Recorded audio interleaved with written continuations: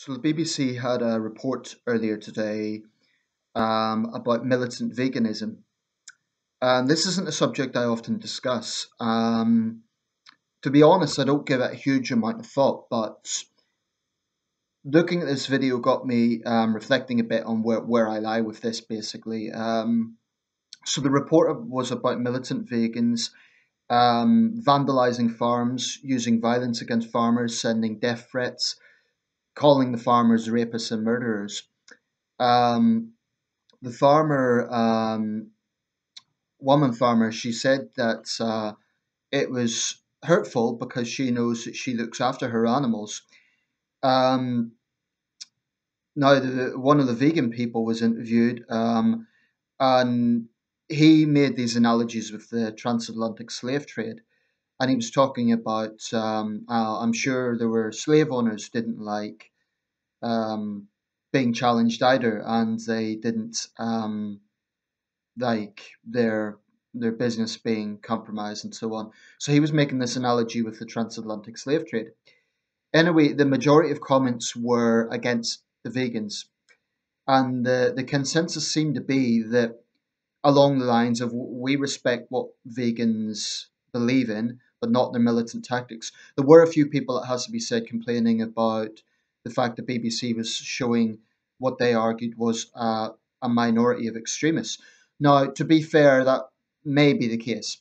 It probably is a bit misleading to present vegans in general as behaving that way. But I do think it's fair to say vegans are very vocal in comparison to vegetarians. It's very rare that you will get a vegan who just believes in what they believe and move on. They do tend to be very vocal and they do tend to be very insistent in trying to convert other people. Um, I want to start by this analogy with the transatlantic slave trade because that opens up a whole box of questions. Firstly, we have modern day slavery, and arguably there's even more slaves in the world today than were being transported during the Atlantic Triangle. Um, which was roughly between 1650 and 1820. Actually, 1580 and 1820. But that's quite a striking thing. Modern day slavery is a very real problem, and this country is not immune from it. We've had cases whereby particularly vulnerable people have been exploited in disgusting ways, and it's a real social ill. It's a real problem in this world. So that's the first thing. He's talking about slavery like it's a historical thing. So people would say, if you're making this analogy, if you're concerned about human slavery, should you be vocal on that as well? Okay, well you can't protest everything. You can't campaign for everything. Now the vegans who say it's a minority of extremists, maybe it is. Maybe they have a point with that. But I do think that there's some of the basic thinking needs to be challenged.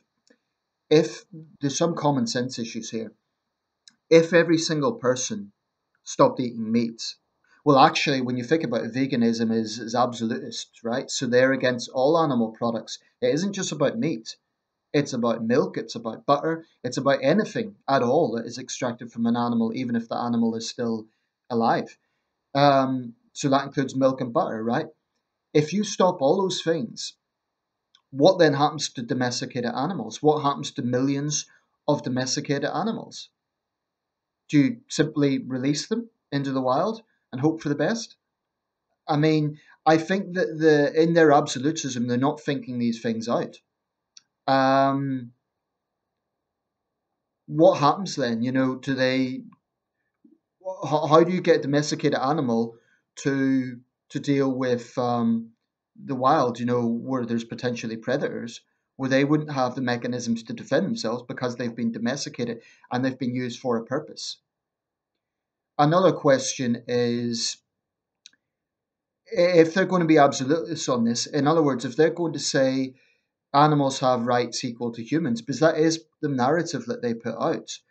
They were saying things like the farmer doesn't see them this way because they're just animals. Okay, well, if you're making this equilibrium argument, then are you going to campaign against omnivore animals?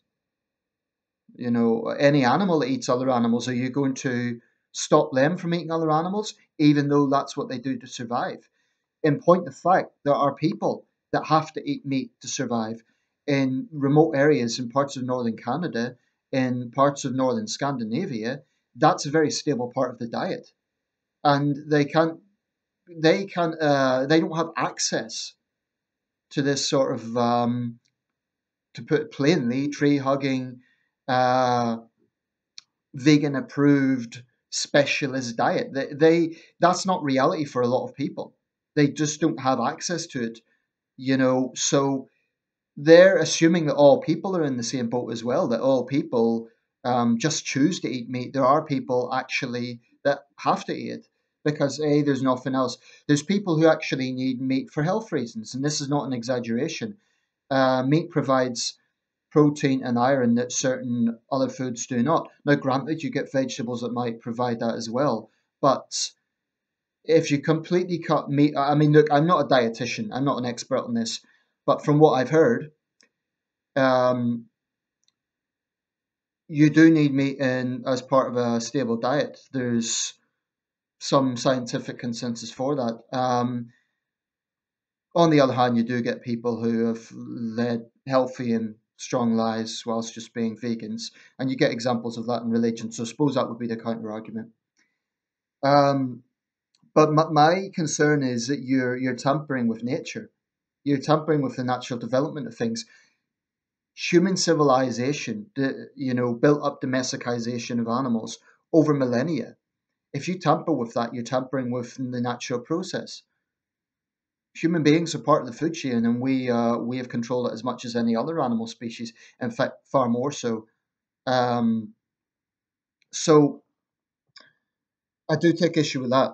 Um, I also take issue with, and this is something that's often brought up, they do come across as being rather pompous. I mean, granted, you will get some meat eaters who are a bit crass and insensitive toward vegetarians. And I have seen some meat eaters sort of rub it in and say, oh, that was a great juicy steak or something. I have no time for that. I think that's bullying behaviour, and I think that's disrespectful. I don't support that. Um, but there are definitely vegans who aren't happy with just believing in what they believe. They want to force it onto other people. Um, and that's problematic. Now, in terms of how animals are looked after, the thing that I suspect most farmers will say is that they have to look after their livestock. They have to rear them in a humane way because if they don't, when you think about it, it's spoiled goods, right? If they don't look after them, then the livestock is not fit for purpose. Um, farming is a difficult life. It's a very difficult profession. It's physically demanding. It's time consuming. Um, and I don't think they'd be able to do their job if they were brutalized. Okay, by the same token, they wouldn't be able to do the job if they got too attached to their animals. That's also true. I will say this, I do think that where there is questions about unnecessary cruelty, that does need to be scrutinised, maybe more so. And maybe this is something that we omnivores perhaps don't pay enough attention to. Maybe there should be more focus on that, that techniques can be improved. I mean, abattoirs are not pleasant places. And I think that there does need to be heavy scrutiny of how animals are killed. I mean, I've been to China, and that's a country notorious for its treatment of animals. Um, Over there, the whole issue about dog meat comes about not so much from the fact that it's dogs being eaten, although that's why some people might oppose it. The controversy is more about how they're killed. They're basically tortured. Um, and it is stomach churning. It really is. I haven't directly seen it, but I've seen dogs in cages, and you know full well what the purpose is for in marketplaces, and it's difficult to see. I'm not a vegan. I'm not a vegetarian, but I did that made me uncomfortable, and it's not about the type of meat that's being consumed. I wouldn't like the idea of any animal being beaten to death. So I do think that perhaps there should be more scrutiny of the techniques that are used. That's a fair point. I don't think that's extremist. I think that's a totally fair point. Um, But what vegans need to understand is that they're in a very small minority. Even most vegetarians will not be completely against using animal products such as milk or butter. So you also get situations of health issues coming back to this. Someone who has extreme allergies, for example, let's say they're maybe allergic to certain types of vegetables, they may find that their dietary requirement means that they have to eat certain meats simply to stabilize out their diet. It's not an exaggeration. Some allergies can be very severe. So I do think there's a lot of things that need to be considered. I'm going to round this up soon, but people who are sending out death threats and so on to farmers are not doing themselves any favors. Um, I do think there's a huge difference between using animals for a purpose, for a purpose of meat consumption or using the milk and so on, rather than just cruelty for the sake of it. For example, I consider something like fox hunting to be cruelty for the sake of it. There's no need for it. We don't use fox meat. We don't use them for anything. We don't use their fur. Absolutely nothing. It's just killing them for fun, which is sadist. It really is. So those are just a few things to think about. If you are a vegan, I respect your views insofar as I respect that you're against using animal produce, but I think there are legitimate questions around that. And I would also suggest that if your narrative is that, we believe this is immoral, so we're campaigning to stop people eating meat, you're going to be doing it forever. It isn't going to happen. It just isn't. Even if you convert a few people, the sheer proportion of people who are omnivores or even vegetarians for that matter. I mean, that's the other issue I take with veganism, the absolutism of it, not consuming milk. I think that's utterly ridiculous because milking a cow does not hurt it at all. So if this is a moral issue about the animal being in pain, when you take it to extremes, dairy produce doesn't put the animal in pain. So I don't see why, free range eggs from free roaming hens. How can you be opposed to that? That's It's that sort of absolutism I don't quite endorse. Um, okay, thank you for watching. If you're a vegan, like I say, I respect your views. I really do. I just don't think that they are really realistic. I don't think that you're going to convert everyone, and I think you need to acknowledge that because you're wasting your time trying to campaign to stop everyone eating meat. It isn't going to happen.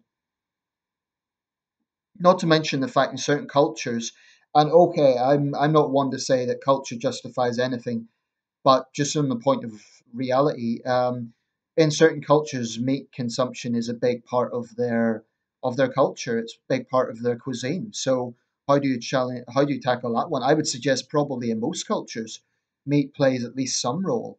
Um, so how do you tackle that? I mean, the only people that seem to be exempt are people who are devout religious practitioners, Buddhists, and so on, and and zealous vegans. I mean, we are talking about a minority of people. Most of the world consumes meat, so how do you stop it? Okay, if I grant you believe it's morally wrong, but then you're saying the majority are morally wrong, right? Well, how do you stop it? You can tell people how wicked it is, but I don't think that you could show them the shocking images of abattoirs and so on, where that's where I would endorse your viewpoint that we need more scrutiny of this. But I wouldn't go to the point of saying we just stop the killing of animals. It isn't going to happen. Every species does what it does to survive. Now, you could say humans don't need meat to survive. I would argue that that's not maybe that black and white. Some people maybe do actually need meat to survive in remote parts of the world. Now, would you at least make an allowance for that? That's the thing. I don't think zealous vegans would. I don't think they care. And I do think they put animals before their fellow human beings. So, incidentally, the guy's analogy with the slave trade annoyed a lot of people. They said that was very misguided. Anyway, let me know your thoughts and thanks for watching.